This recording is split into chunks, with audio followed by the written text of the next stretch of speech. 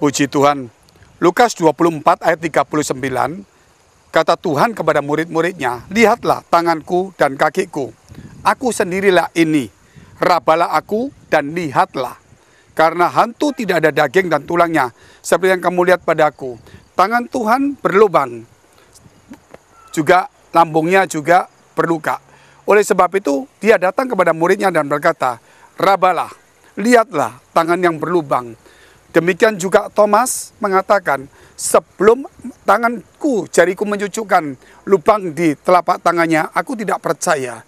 Maka Tuhan pun datang kepada Thomas dan berkata, "Thomas, rabalah, cucukkanlah tanganmu, supaya jangan sampai kamu tidak percaya." Maka disitulah Thomas pun mempercayainya. Artinya di sini adalah bahwa ketika Tuhan bangkit, dia masih tetap menyisakan, yaitu tentang lubang yang ada di tangan dan di lambung juga bekasnya.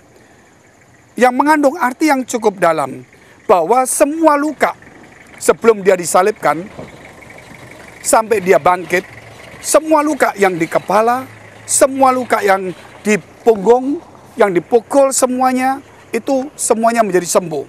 Namun luka yang tetap dipertahankan adalah lubang di tangan dan di lambung. Artinya supaya kita sebagai orang Kristen selalu mengingat bahwa lubang yang di tangan Tuhan itu menunjukkan salib Tuhan dan penderitaannya. Saudara yang dikasihi Tuhan, kerap kali kita tanpa sadar sebagai umat Tuhan, gereja Tuhan, kita sudah tidak lagi mau mengakui tentang salib Tuhan. Dan kita berkata tidak ada gunanya bicara salib, itu 2000 tahun yang lalu. Namun kalau kita lihat hari ini, ternyata Tuhan pun masih mempertahankan tangan yang berlubang.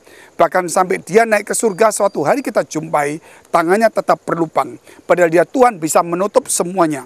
Supaya menunjukkan ketika kita dipakai, ketika kita sengsara, ketika kita diberkati menjadi pendeta besar, ingat bahwa tetap salib dan darah Tuhan tidak boleh jauh dari hidup kita. Dan itu harus dibawa senantiasa. Menunjukkan kematian Tuhan ada di dalam diri kita. Itulah artinya the church within.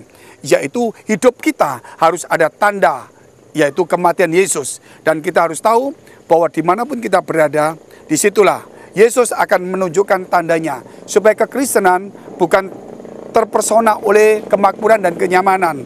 Saya tutup dengan satu kisah. Dikatakan oleh Billy Graham, kenyamanan, kemakmuran tidak memberi lebih banyak daripada kesukaran dan kesulitan. Artinya, orang kaya bisa menyekolahkan anak ke luar negeri karena dia bisa memberi lebih banyak. Namun, orang miskin dengan air mata kesulitannya, dia juga bisa, yaitu membuat anak menjadi lebih hebat. Bahkan anaknya bisa lebih hebat karena kesulitan.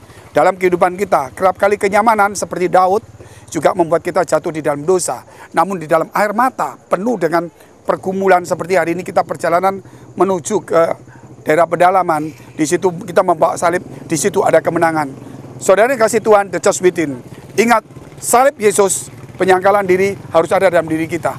Lubang di tangan tetap ada di dalam hati kita. Tuhan Yesus memberkati.